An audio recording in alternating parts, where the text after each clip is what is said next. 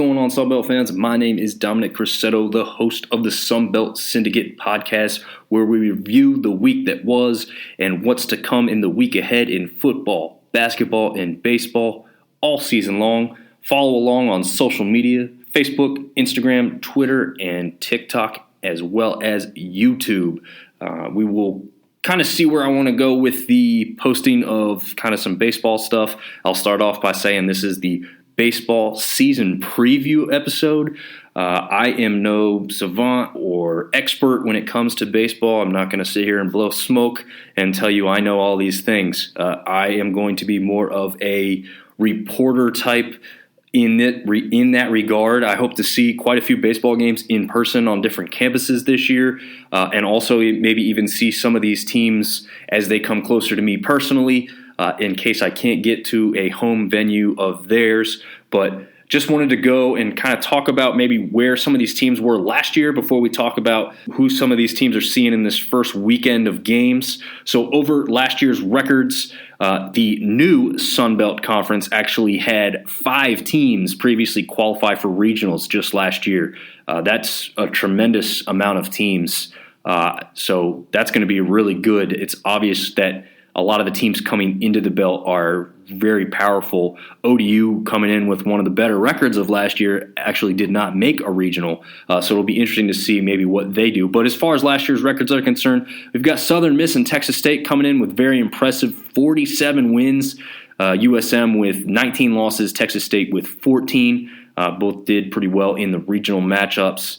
ODU, 41-17 overall. Georgia Southern was one of those regional teams, 41-20 overall. Hosted a regional, in fact, as well as USM did. Coastal Carolina, 39-20-1.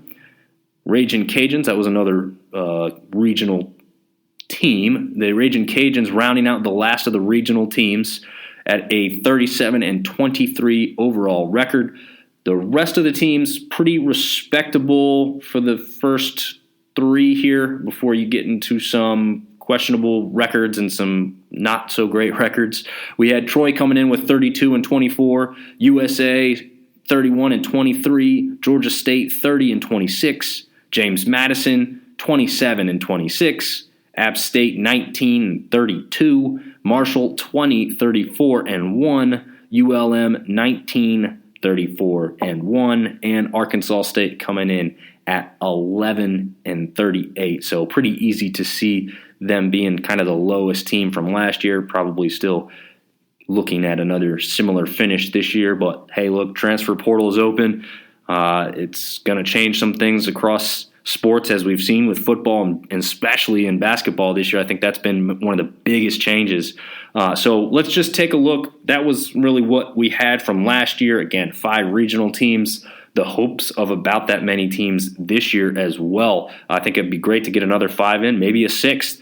But as far as the preseason coaches poll for the conference goes, Southern Miss, the obvious favorite, with where they ended up last year and just the history and tradition of that baseball team and school coming in. Tied for second in the poll was Georgia Southern and Texas State. Both teams thought to be pretty highly thought of by the coaches. Cajuns come in at 4th, Coastal at 5th, South Alabama 6th, ODU at 7, Troy at number 8, 9 Georgia State, 10 JMU, 11 ULM, 12 App State, 13th Marshall, and rounding out the 14 teams in conference would be Arkansas State. So that's going to kind of give you an idea where the coaches think a lot of these teams are going to end up. I would say, just by happenstance, these guys know what they're talking about for the most part. I'd say the top couple teams are pretty obvious. The bottom couple of teams are pretty obvious. And then that middle section could look a lot like basketball, where there's a lot of teams real close to each other, and just a few games here or there could really turn the tide.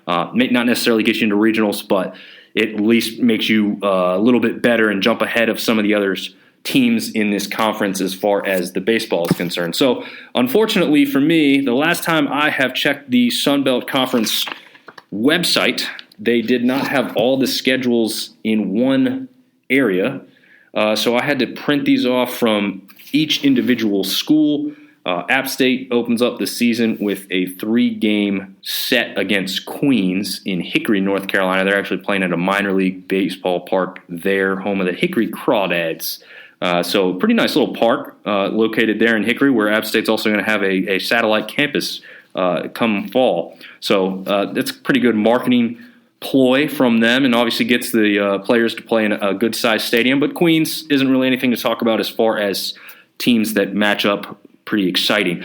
Coastal Carolina, meanwhile, is going to open it up down at home and kind of have a tournament of sorts, if you want to call it a tournament. I'm not sure if they're officially calling it a tournament. They're going to have a couple teams down there, Fairfield, Middle Tennessee, as well as VCU. VCU is the one that we're going to talk about here. If they match up with Coastal Carolina, they made it to a regional last year where they lost to number 10 UNC. So pretty good team there in VCU. Might be a really interesting matchup there to start the year off for Coastal Carolina. We've got Georgia Southern also starting it off against West Virginia. They did not make regionals, okay, but they were 33-22 just last season. So we got a good quality team for Georgia Southern to really get started with, and they are hosting that one. That is not being played up there in Morgantown. So that one's going to be down in Statesboro. Should give them a little bit of an advantage. Certainly a opponent that you want to have if you're Georgia Southern with how you came off last season.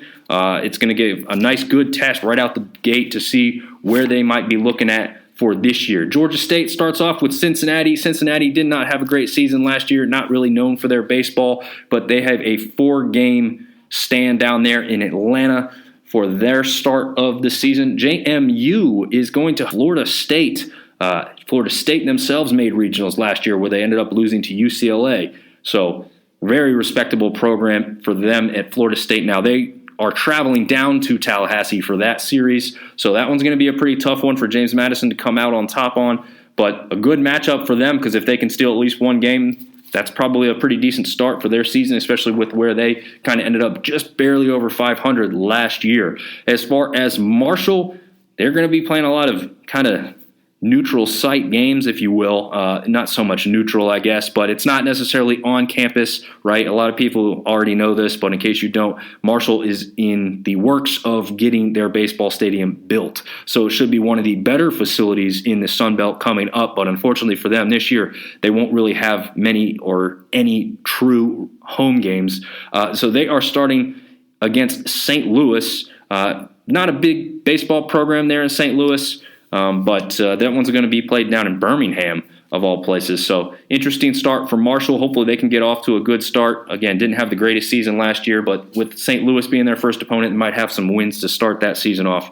We've got ODU hosting St. John's. Again, St. John's not a great baseball school themselves, but this one being hosted at ODU. With where ODU ended up last year, I expect them to take care of business pretty well there against St. John's, unless St. John's kind of really has revamped from what I saw out of them last year record-wise.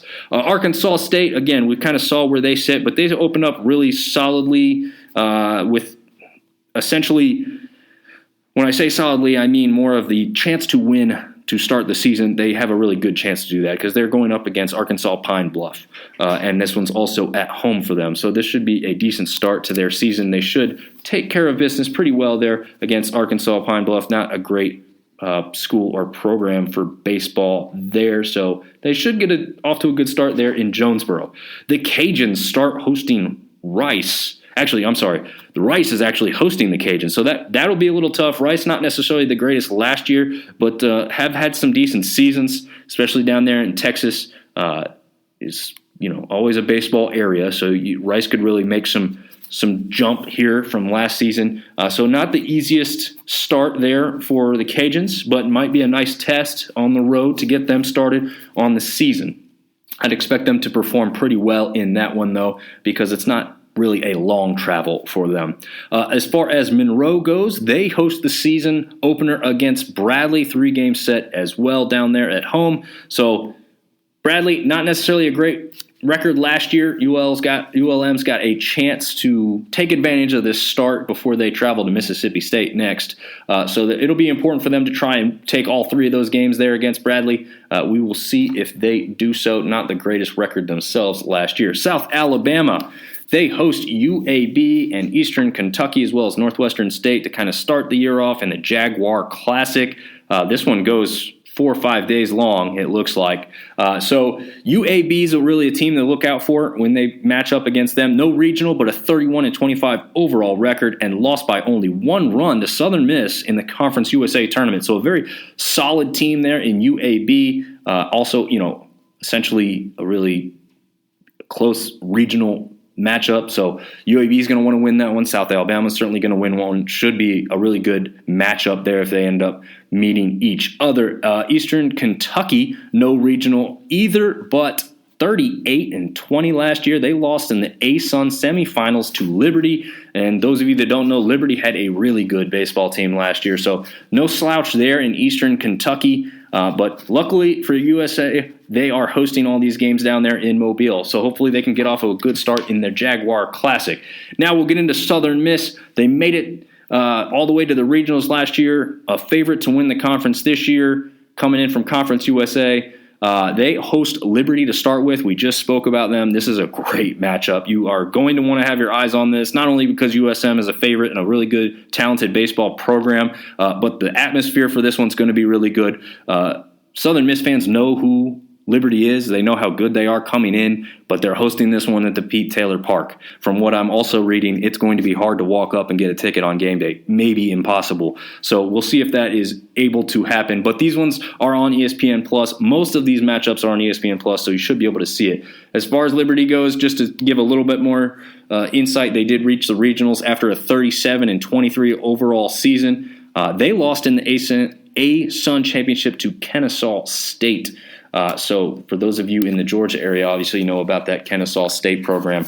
Pretty decent program overall. Let's see if USM could get off to a good start, though, and beat Liberty, who had a really good season overall last year. Texas State opens up the season against Northwestern from the Big Ten. Northwestern, though, not necessarily a great baseball program overall. And this one down there in Texas to start the year. Obviously, you don't really want to be playing baseball games in mid-February up in the Northeast or, just outside the Chicago area with the wind, snow and rain that you could all run into. So Texas State should get off to a good start there with a 3-game set against Northwestern to start the season. And we follow that up with the last team to really look over.